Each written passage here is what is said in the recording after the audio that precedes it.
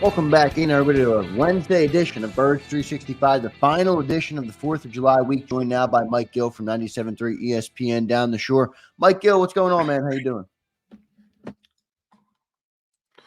Oh, I don't have your mic, Mike. Are you muted? Mike Gill. The dulcet tones of Mike Gill. We can't hear you. We can't hear you. All right, hopefully. Let me, Mike, I'm going to drop you off and then rejoin. I'll bring you back up. Let me drop Mike off. Hopefully. Mike, and normally if they can't hear us, we can't hear them, but he could hear us clearly. Yeah. We couldn't hear Mike, so we'll get Mike back up, see what he has to say about some of this stuff we've been talking about, getting ready before. I wanted to ask Mike, it's Mike, obviously, 97.3 ESPN South Jersey, down the shore if you're local to the Delaware Valley. But, obviously he talks about all sports in this dead period. As I called it, a dead awakening, it seems. I mean, I think everybody knows if you talk about, and here's Mike. Let's see. Did we got you? Say something, Mike. Well, nothing yet. Mike, what are you using there, Mike? You got a different microphone or something? No, the Click usual the settings on the StreamYard there at the bottom, Mike. Sorry, guys, doing a little production on air here. Click settings on StreamYard, then you'll see an audio button, and then you should be able to pick a mic. Maybe it's a mic problem. But I want to. So what? While Mike's doing it, he could probably hear me. Yeah. The lone dead period for the NFL is right now, obviously, as we talk about. It seems like, during this period, Xander, and if we ever get Mike, the Eagle, I think everybody knows the Phillies are the best team in town, so to speak. They're a legitimate World Series contender. Yeah, we got you, Mike. We can hear you banging. Oh, okay. I don't know what happened. There we go. So I started that, this dead period. I think everybody knows the Phillies are the best team in town. Now that the Sixers have added Paul George, they still have a lot of work to do. They got like 10 players, and the Knicks beat them with their depth. They need to add depth. I don't know how, but they got to figure it out. But a lot of people think they've surpassed the Eagles as a true championship contender. I don't know where you are from that as a championship contender. As a championship contender. Now, we know the Phillies, in my opinion, you should. If you're not, the Phillies are the closest team in Philadelphia to being a championship team. I don't even think it's particularly that close. Number 2, I still think is the Eagles. But the Sixers, if Daryl Morey can build a roster and find some role players, and Paul George fits in, they could pass the Eagles pretty quickly. If you're the third best team in town, you're probably not the best team in the NFL. And then you see these dead period. All of a sudden, Mike, people seem to be waking up to some of the flaws nationally. NFL media didn't put them in their top 10 offenses. The one guy, you had ESPN talking about starters, 10th best starters. Are people, souring on this team in the dead period? That's interesting because I did see the one. I don't remember what publication had them as the 10th, but mostly ESPN. That was ESPN. Okay. Well, mostly like, Pro Football Focus, 33rd team. I was more surprised. One of them had him as the number 2 roster in football. One of them had him as the number 3 roster in football, to which I kept wondering, are we undervaluing how good this team is? And saying, are we missing something about how good this team could be? And then, somebody else says, well, they're the 10th. Obviously, they're somewhere in that top 10, and people value the talent that they have. Now, as a true championship contender, I think that's the thing in almost all sports now. The dynasty is kind of like, well, we say that, and of course the Chiefs have won 2 in a row. But the parity in all sports lends to have multiple legitimate title contenders. And when you have multiple, to meaning so many of them, you almost undervalue them because there's so many. How many teams can win a Super Bowl? I don't know. Probably, I don't know. How many teams do you think off the top of your head? 10? Would you say, yeah, I think they can win the Super Bowl? I would not go. I mean, and again, when you do this, I think everybody thinks the Chiefs and the Niners are a little bit above. But if I said Green Bay won the Super Bowl, Detroit won the Super Bowl, Cincinnati won the Super Bowl, Baltimore won the Super Bowl, Houston won the Super Bowl. Did I say Green Bay? Dallas won the Super Bowl. I know everybody doesn't want to hear that. Probably about 10. You're right. You could probably come up with 5. So if I said I think if you're doing the exercise, the Jets, by the way, if I said the Jets won the Super Bowl, if I said any of those teams won the Super Bowl, would you be shocked? Well, I would be shocked from the perspective of it's kind of how you frame it. Like something's got to really go wrong with Kansas City injury-wise, probably the quarterback getting hurt. Yeah, but there was a time last year where we didn't think Kansas City was going to win it, and then they turned it on. But they were 11-6. They had some problems. Their offense wasn't what we had thought. Now they improve on offense. We think so, but they don't exist in a vacuum. Well, I think there's a certain group of teams. San Francisco. I threw Detroit. I don't think you mentioned Detroit. No, Detroit I threw in there. You know, in the NFC, I would say San Francisco, Detroit, or even vice versa. I think Detroit's the best team in the NFC.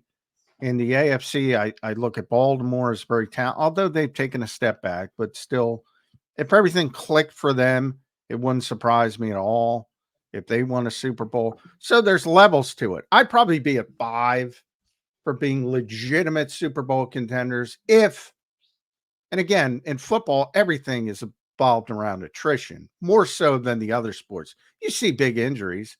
I mean, Joel always gets hurt, kills the Sixers every year. Jalen Brunson gets hurt at the worst time. You know, blah, blah, blah. Pacers are going to win anyway. But, you know, there's attrition in other sports, but not like the NFL. So that's where, if you want to go the attrition route, you can say, yeah, it wouldn't surprise me at all if Green Bay won the Super Bowl. If everything, you know, if every star aligned. Would it surprise me now in the offseason where everybody's healthy and it's imaginary? Yeah, it would surprise me. So it's kind of how I guess you define it from that perspective. Whereas I look at the Phillies, that's a legitimate contender. Yeah, well, and that's the thing in baseball is I think it's almost this year, oddly, it's almost the opposite where the National League has so few teams that are any good. It's really Philadelphia, the Dodgers. If you want to throw the Braves in, I think you just put them in there because they've been there, but they're just kind of average this year. The Brewers have been pretty good, but do you really believe in them? Probably not. Now, we've seen in baseball, the 85-win team gets hot at the right time, and they can advance. That doesn't happen as much in football. We've seen a few 9-7 teams kind of squeak their way through. Pittsburgh, the Giants. Baseball, it happens a lot more where the best team gets knocked off in a series. Arizona did it last year. Phillies fans remember 2011 when an 85-win Cardinals team clipped you. So even though it doesn't seem like those teams can win, nobody thought Arizona could beat you. And then they're down 2-0, and then they have to beat you twice in your own building, and they did all of that. Oh, yeah. Well, and I'm not saying the Phillies are guaranteed. I say if you look at the Ryan Howard, Jimmy Rollins, Chase Utley Phillies, the worst of 3 teams won the World Series. The worst. And the other 2 lost. The Phillies right now would be your Kansas City and your San Francisco. Yes, and exactly. That's what I'm trying to say. Yeah, and if they lost, you would say somebody that you didn't anticipate as much. Like if the Braves beat the Phillies in the playoffs, you're not going to be shocked. No. You know, if the Dodgers beat the Phillies in the playoffs, you're not going to be shocked. No. And then in the American League side, I mean, Baltimore is really good. The Yankees pitching is a disaster. Well, that's why you described it. That's why we got you, Mike. You described it well. The Phillies are the Kansas City of baseball right now. The Eagles are not the Kansas City of football because Kansas City is the Kansas City of football.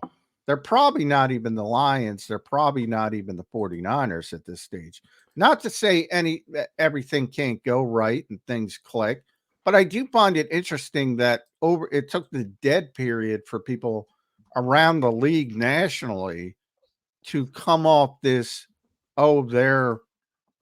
which is funny because I feel like as we do what you guys have a 2 hours every day.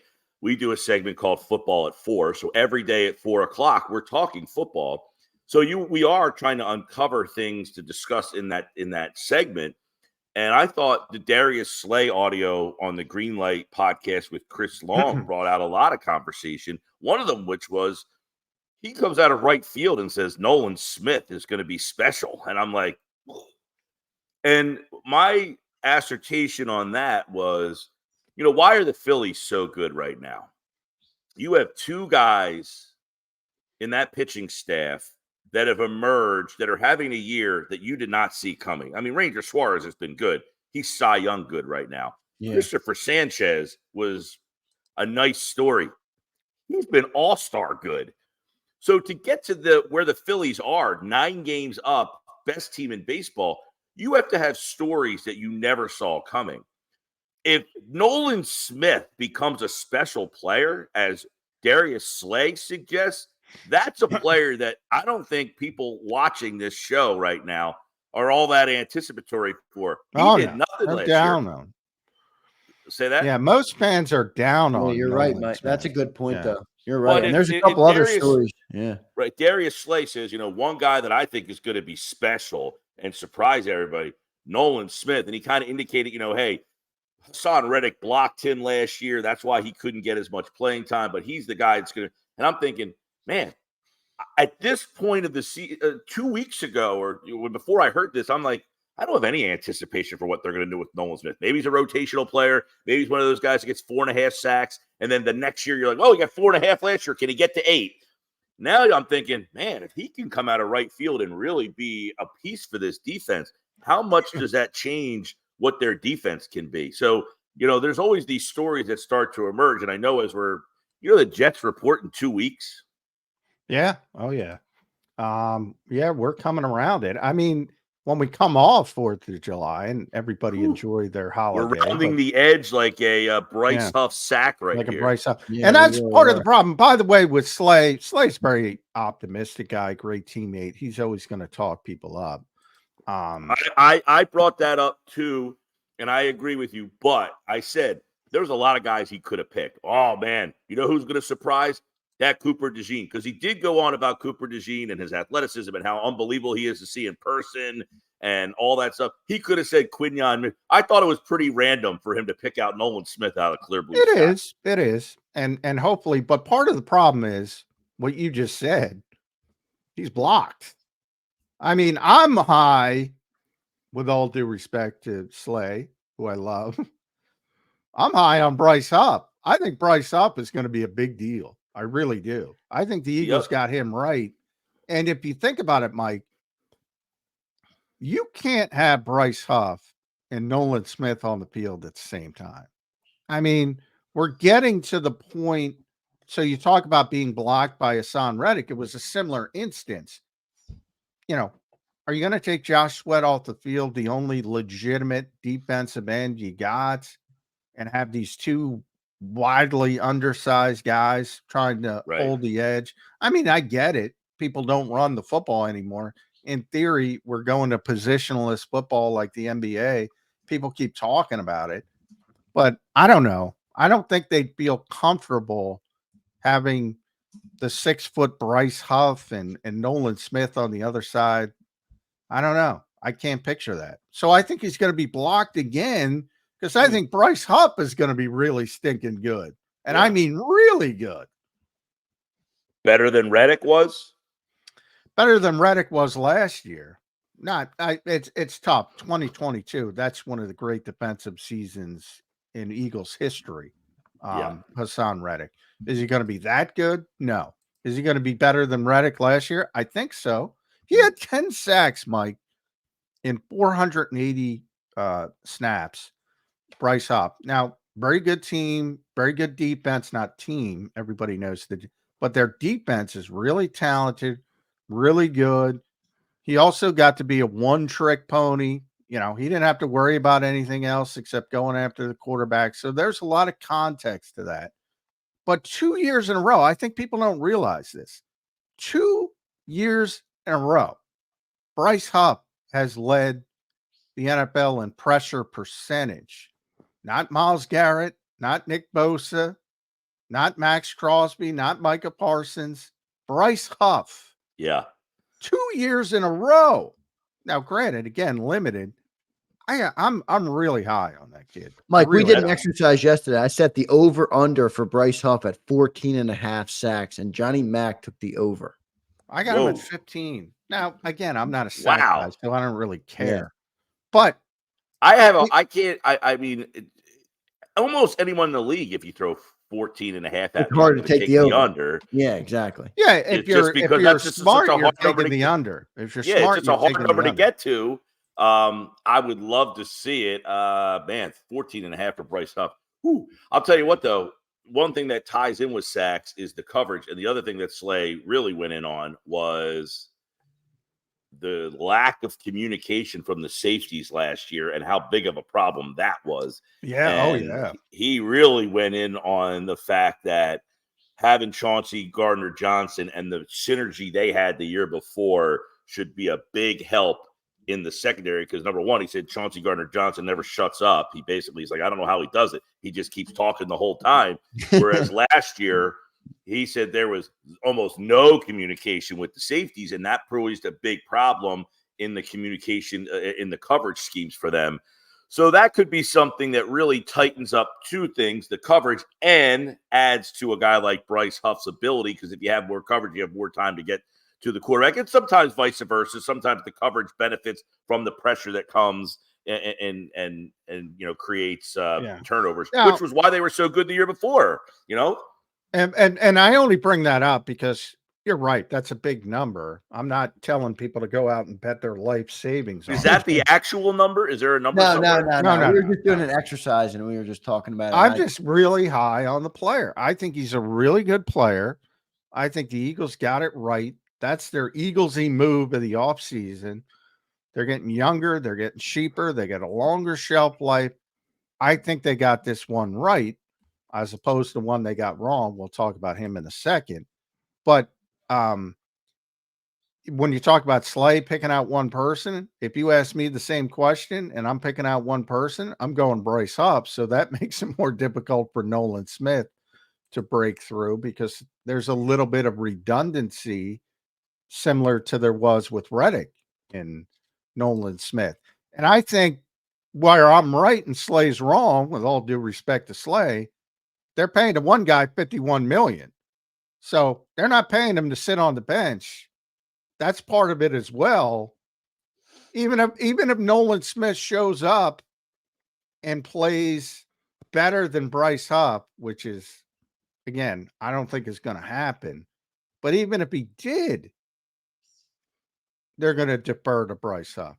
Okay, let me throw another topic into this mix based on the conversation. I don't listen to Long's podcast. This is my producer, by the way, who brought this audio to me. But the Devin White stuff I thought was intriguing, which he didn't really talk about as much. But then some listeners were texting in, and it kind of like spawned another conversation.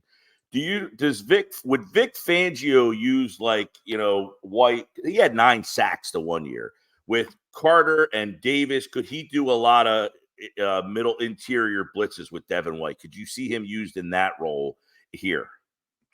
No. I mean, Vic's not a blitzing guy. That's not what he wants. That was what my answer was. But you have this unbelievable athlete who has. I know. I've heard it all. But here's the thing. So do you say, listen, I don't like the blitz, but I got this guy that I can do something with? Well, and understand, in that instance, if Vic felt that way, it wouldn't be a blitz. It would be a zone blitz, which is not a real blitz. In other words, you're still rushing 4, but you're rushing somebody and dropping somebody a different area, right? And this is what drives me crazy about certain fans, not everybody, but very similar to running backs playing in the slot. Why as good as you are as a running back, as a receiver, and I'm not going to mention names, you can put in any name you want.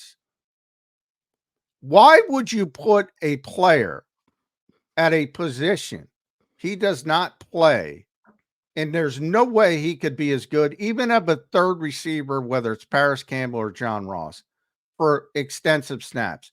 It doesn't make sense.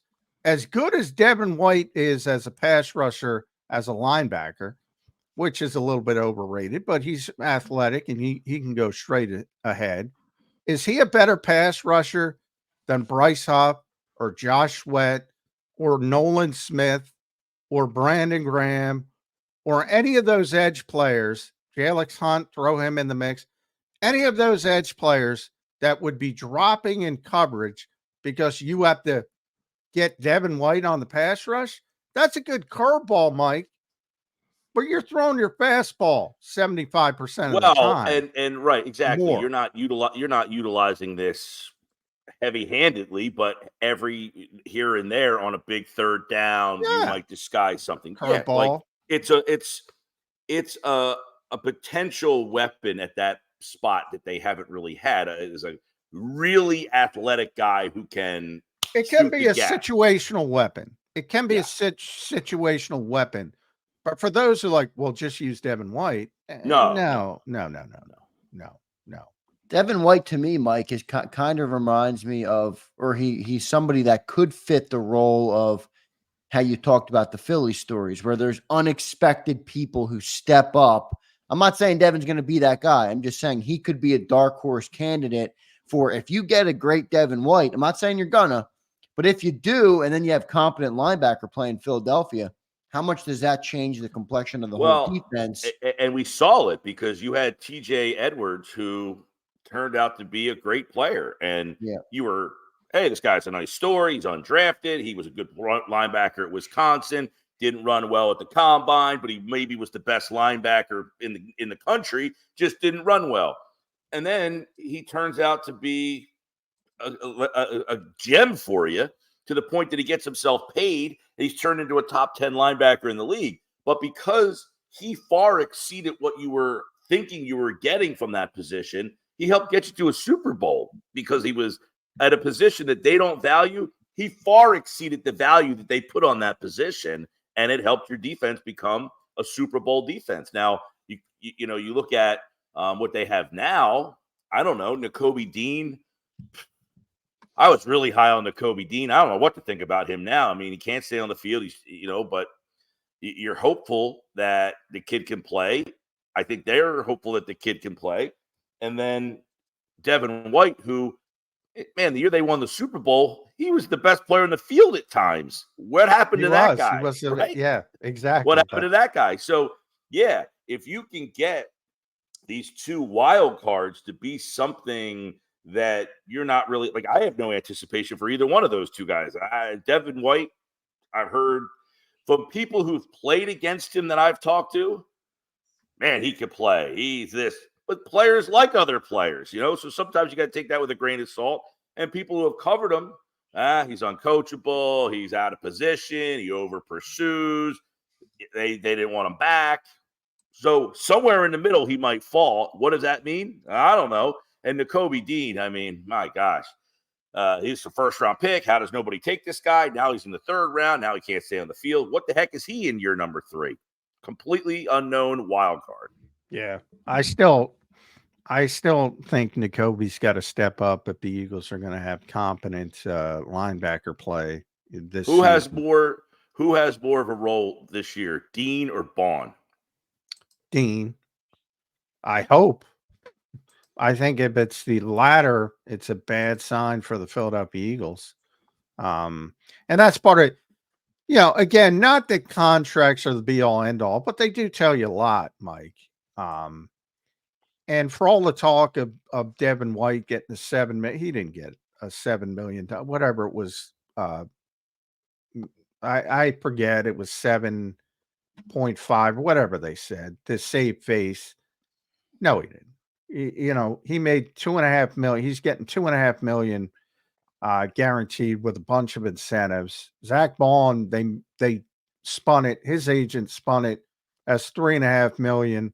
No, he got the veteran minimum. I mean, the one thing you can criticize Howie Roseman on, from my perspective, and I say this constantly, he's taken it too far at linebacker. I mean, this is ridiculous. The assets they're pouring into the linebacker position. They're not pouring anything into the linebacker position. And that's a concern. And that's one of the concerns I think some of the national people are catching up on. I Saying, mean, they did pour a third rounder into it, but he hasn't turned out, so it doesn't look good. But a third rounder is something. no, yeah. And that's why I said Nakobe Dean. To me, it's still, everybody's talking about Devin White, Zach Bond. To me, it's still Nakobe Dean. Nakobe Dean's got to be the guy. Is there a Van Ginkel on this roster? That would be Zach Bond. But The guy who Fangio says this guy fits. I have a role for him. I mean, I don't think anybody thought Van Ginkel was going to be a player that anybody gave two rats' asses about, and he turns out to be, a godsend for them. Yeah, I'm surprised the Eagles didn't go after him. Now, he had a Lisfranc injury, so maybe that was part of it. That's, why his season ended last season. But he was phenomenal in Miami last year. I thought that was a player they'd go after. But they don't pay linebackers. But he's not a linebacker. He's more of an edge rusher. He's a very versatile player.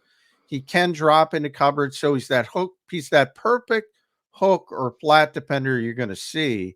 And I don't know if the Eagles have that player. We thought maybe it was going to be Zach Bond. Ironically, he was college teammates with Van Ginkel. But, Vic's got him playing off ball. Is he as versatile as Andrew Van Ginkel? I find that hard to believe, but, we'll see. From the defensive perspective. That was a great reaction, by the way. Yeah. No anticipation for what Zach Bond's bringing to the table. Well, Van Ginkel was really good last year. Really good. Yeah, but Van Ginkel came out of nowhere. That's true. And there's guys who develop, and he was a mid-round pick, and Zach was a mid-round pick, and he developed under Vic Fangio. So I see where you're going. I'm not saying it's not possible, but and I'm not suggesting there's that guy here. But, coaches are creatures of habit. You find a guy that's kind of like your pet, and you say, that's my guy. That's going to be my next version of the guy I had here. And again, coaches aren't under oath at these press conferences, but I kind of pushed Vic on Zach Bond. I said, and I was asking him about the position, not the player, the position, his hook defender. And I said, you had a lot of success with that last year in Miami. Is that something, Zach can do, blah, blah, blah. And right now he's got him an off-ball linebacker. So I don't know. I didn't get the hint that he was thinking about it. And that to me means you're going to have Huff doing it. You're going to have Brandon doing it. That's what happened in minicamp. You're going to have Nolan Smith do it. Maybe that's Nolan's role. Athletically, he's the best player for it. Athletically. Nolan Smith. Maybe he can do it. He'd be the guy. I'm interested to see. To bring it back like a Seinfeld episode, back to the beginning of this story. I'm interested to see how they utilize Nolan Smith. If there's a different role or a bigger role for him. Call back to Nolan. Yeah, maybe that is it. Maybe that's the path to a bigger role. Mike Gill. Did Mike Gill have any time for Hard Knocks last night?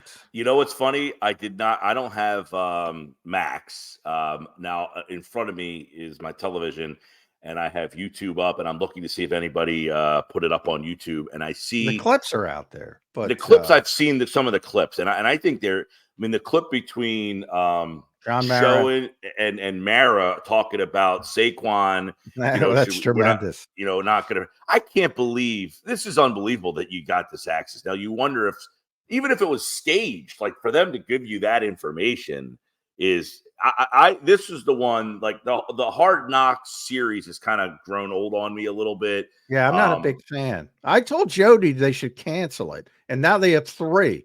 Now they have a free agency version, a training camp version, and an in-season and a mid-season version. Yeah, this one I'm interested in. I definitely like to see,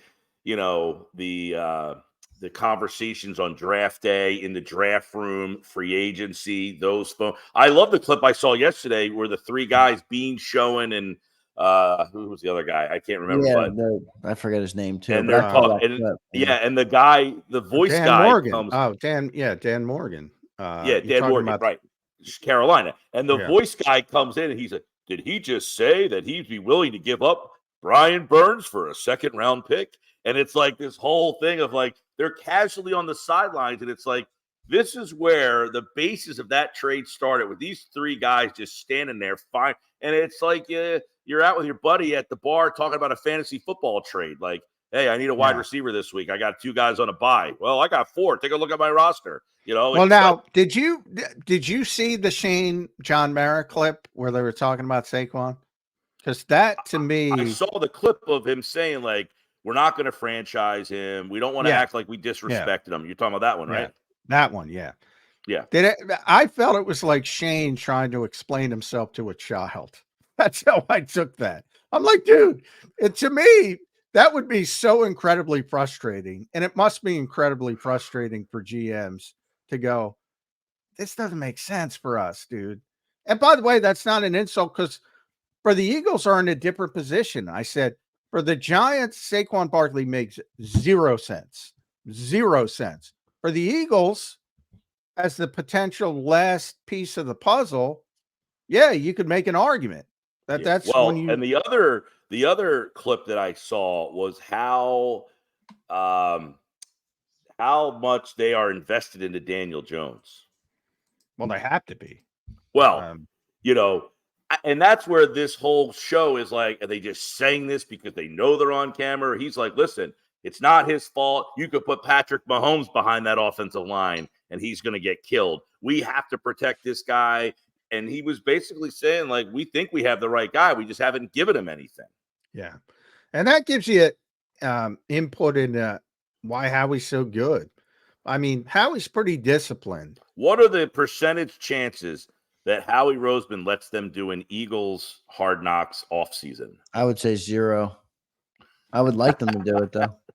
Right? Well, they did the Amazon show. At some point, the NFL forces you into these things. Yeah, well, guess what? He has 32 years to try to hold them off before he could get to the end. And I don't know that he'll be here in 32 years, but I don't think you're seeing him do it anytime soon. He might be. He might be here in 32 years. Jeez. No, I think you're safe to say. What is the shelf life on Roseman? How many more years? I think. I mean, he's only what? How old is he? 50? 49. He just turned 49. Yeah, I think he's got at least 10 years, and I don't think they're getting rid of him here in Philly. I mean, I think the only chance for a potential move is when Jeffrey steps down and Julian takes over. Then it becomes, all right, who's close to Julian? It might be different. It would have to take Jeffrey Lurie not being involved. Yeah, but I think even if Julian took over, he's going to be like, I need a guy that knows what the hell it's they're possible. doing. But I'm saying it's possible. But I'm saying anytime you have a new people, they might want to put their imprint, and they might want to go in a different direction. It opens a door, is what I'm saying. How many more years is Jeffrey around? Well, Jeffrey's 72, I believe. So at some time, unfortunately, he might go to 80, though. I mean, he might. I mean, it's not politics. That at some point, Father Time takes over. But it's not that taxing for him. I mean, he could be there. He could, it doesn't do much. Wait, I'm going to go Seinfeld on us again and bring it back. I'm going to hit this super chat. I want to do it while we have Mike here. You talked about guys or teams that could compete for a Super Bowl. Our buddy Prince joins the chat. Thank you, Prince, for the super. We appreciate you, brother. He says, do the Detroit Lions have a better team than us? Offensively, I give the Eagles the edge. The defense is washed. How are they ranked so high? Johnny Mac, I know where you are on this. Mike Gill, what do you think about the Eagles versus the Lions comparison? It's a good one. I think everybody would say, well, both have very good offensive lines. Detroit's offensive line and Philadelphia's offensive line. I would say last year maybe you went Philly. Now you lose Kelsey. You need a new Yeah. right guard. You might go Detroit. Yep. I would In go their Detroit offensive line is this year. very good. I'm a big Amon-Ra St. Brown fan. I think the Eagles, too, is probably, I mean, Jameson's kind of a wild card. He didn't, he missed a lot of Yeah, he's time. healthy. Yeah, but Devontae's definitely more proven. Yeah. Sam So Laporte is a hell of a tight end, by the way, Yeah. for people who haven't noticed. Their running game is much more concrete, and they have the great complement. You got the chain mover, David Montgomery. You got Jahmyr Gibbs, who is just, in they the have a lot of passing weapons game. on that offense. Yeah.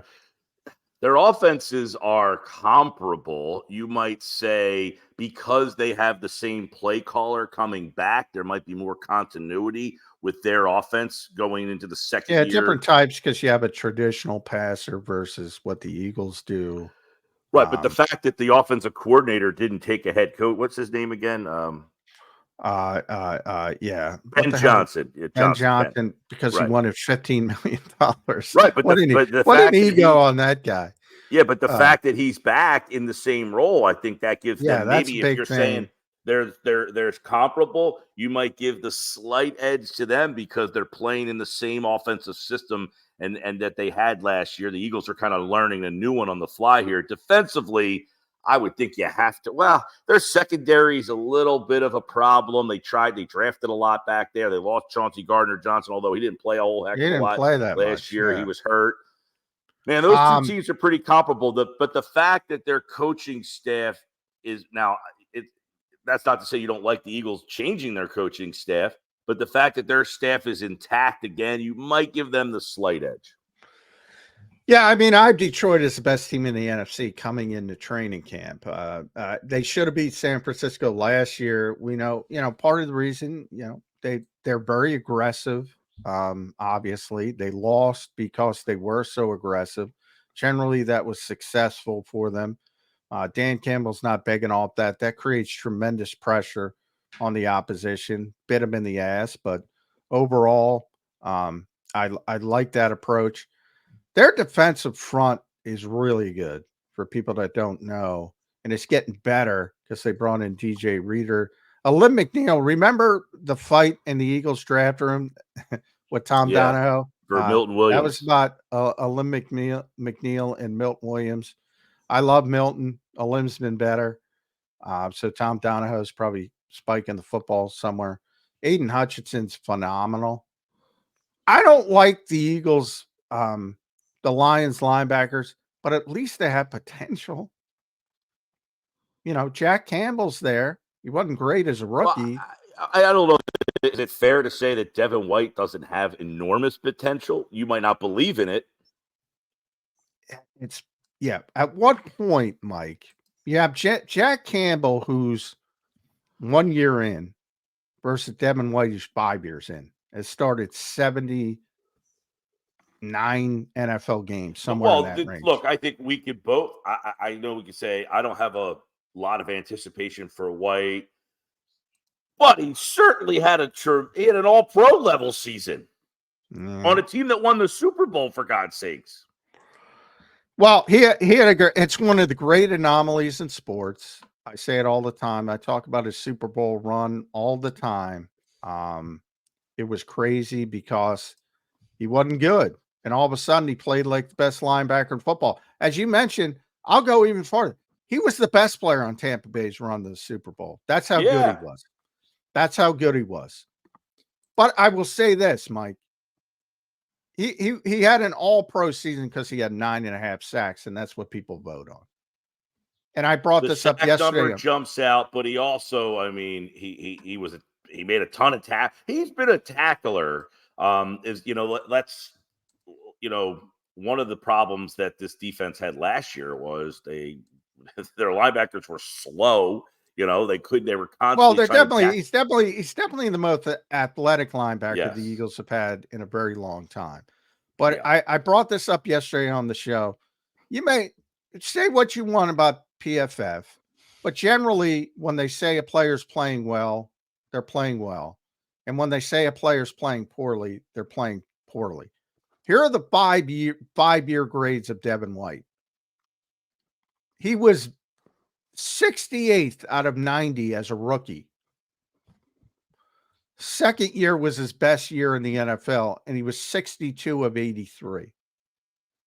In 2021 was his worst year. He was 79 of 86, though, because there were some horrible linebackers. In 2022, 74 of 81. Last year, 82 linebackers graded, 80th, and he was benched. He has never played consistent football throughout his NFL career. And by the way, this guy was what, the 5th pick in the draft? Which is crazy for a linebacker. 5th overall pick. Yeah. He has never played consistent football. And that's 5 years. That's not a small sample size. 5 years of starting.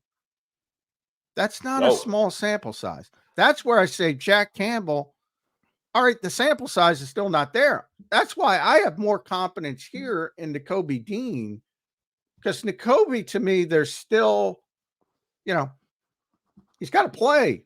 He's got it, and we'll see. You have this massive sample size with Devin White. I just don't see it turning around. Crazier things have happened. You might see a 1 game, 2 game spurt, but the consistency, I don't think it's going to be there. And then back to the lines, at Mike Gill show. Make sure you listen to Mike. People are going down the shore, so hopefully you spike. People are going to listen on their way down as they enjoy the holiday. But that secondary is getting better. You mentioned Brian Branch was a great rookie, and they drafted Terrion Arnold. So that's going to be a great comparison. Yeah. Because the Eagles made that decision, Quinyon Mitchell or Terrion Arnold, and they went the way. Those players are going to be compared and on 2 good teams. And, hopefully they both work out. But Terrion Arnold's a good player. Kirby Joseph is a dirty player, but he's a good player. Melifonwu was the reason Chauncey couldn't get back on the field. They drafted Enos Rackestraw, however you pronounce his name. That's a guy a lot of people speculated might be in Philadelphia. They got talent all over the place in Detroit, all over the place. Very good team. Very good team. Yeah. Mike Gill, thanks for joining the show, man. If you guys are going down the shore, the best sports program in all of South Jersey is Mike Gill's on 97.3 ESPN. Make sure you guys tune in to Mike Gill on 97.3 down there. Mike, thanks for joining the show, man. We appreciate it. All right, guys. See ya. Thanks, Mike. Mike Gill joining us on Birds 365. Good stuff there. Good response to our super chatter. Shout out to James Carver. Drops another 50 memberships to everybody. We have got to send James to the game in Dallas, Johnny Mac. I think James is down in Dallas. JAKIB is going to get the tickets, all paid for, all encompassing, a meal ticket. HC Stadium, one of the best stadiums in the NFL. I was there actually right when it opened. I was there when I was a freshman at University of Alabama, Johnny Mac. And it was the very first college football game. You know who was trotted out as the starter and it was not supposed to be? I don't know. Jalen Hurts? Jalen Hurts, baby. Yeah. It was supposed to be Blake Barnett, and I forget the other. Blake Barnett. Blake Barnett was supposed to be your starter. Jalen Hurts comes out, beats USC 52-6, and I watched that at AT&T Stadium. Great game, great atmosphere. Jerry did build a good stadium. Got to give him credit. Got to give him credit. I got some. I always get these. Not that they mean anything, but we were doing